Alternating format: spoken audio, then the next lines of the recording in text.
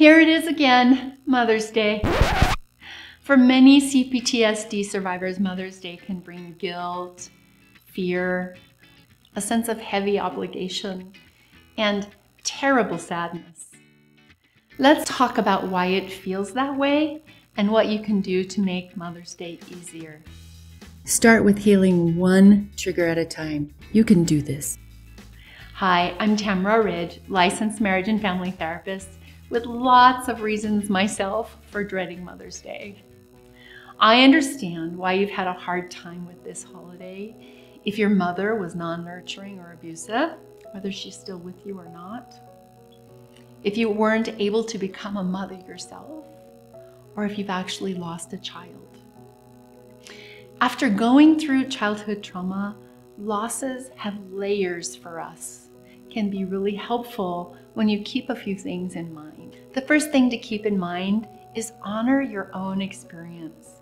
Especially after childhood trauma, we were taught in those childhood experiences not to honor our own experience.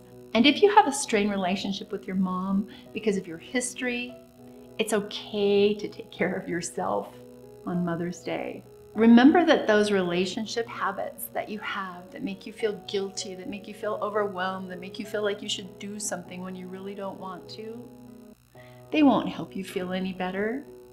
Give yourself permission to take care of yourself instead of doing what you're supposed to do on that day so that you can make people in your family happy. Remember that it's your job to nurture yourself. And it's nurturing to allow yourself to break the rules that are harmful to you. Your well-being doesn't matter to anyone else as much as it matters to you. And what you do on this day can either help you heal or make healing harder. But you get to choose that. If Mother's Day is hard for you because of infertility, I get it. I spent 7 years trying and struggling to obtain pregnancy and was never able to do it.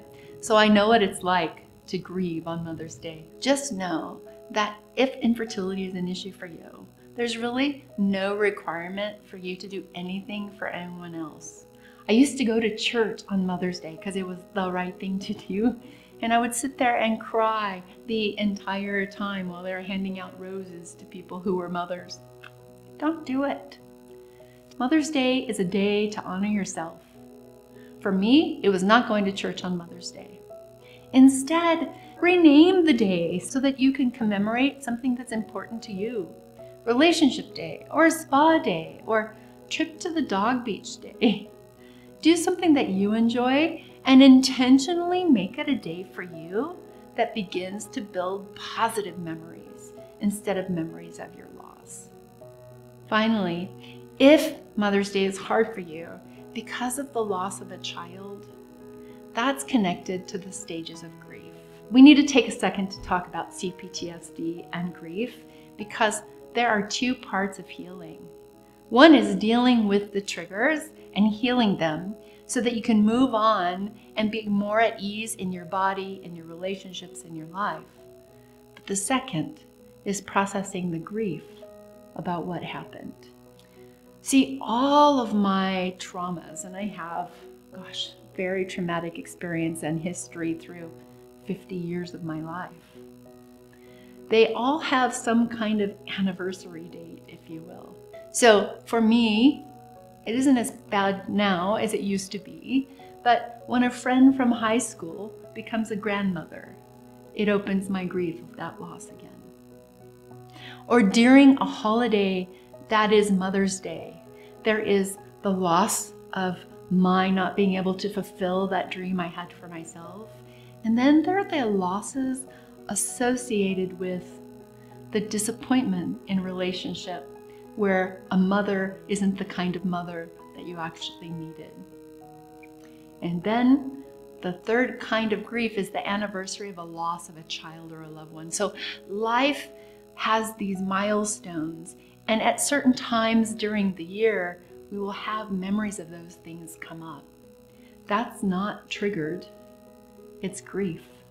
And experiencing your grief is healthy.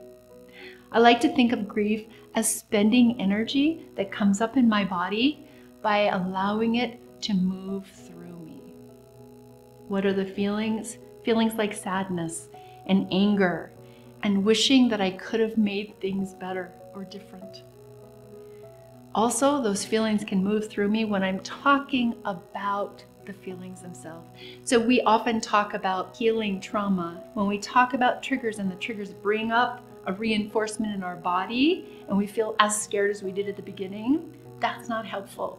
What is helpful is talking about the effects and the feelings it brings up for us, in particular grief. Another way to do it is to allow healthy expression of your feelings. So cry. Crying is healthy. Although I know that people have rules against crying because of their trauma history. So you have to work through that maybe. But crying is a good way to release energy from the body. Or drawing, or talking about the loss with someone who cares and who can hear you in a compassionate way.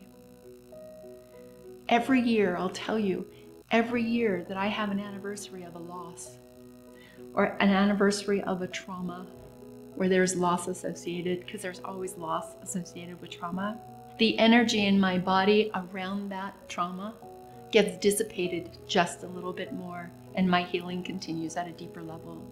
CPTSD always comes with some grief, and allowing yourself to work with it instead of choking it down will help you to keep yourself free of the buildup of feelings in your body that leads to those triggered behaviors that you hate. So if this Mother's Day, you don't have a mother to honor, or if you have losses that make Mother's Day hard, honor and be gentle with yourself. Know that you'll get through this, and the grief process that comes with your PTSD is a healthy and natural way of healing. Remember to be kind, to be compassionate and gentle with yourself. This is a normal part of the healing process. I'll see you in the next video.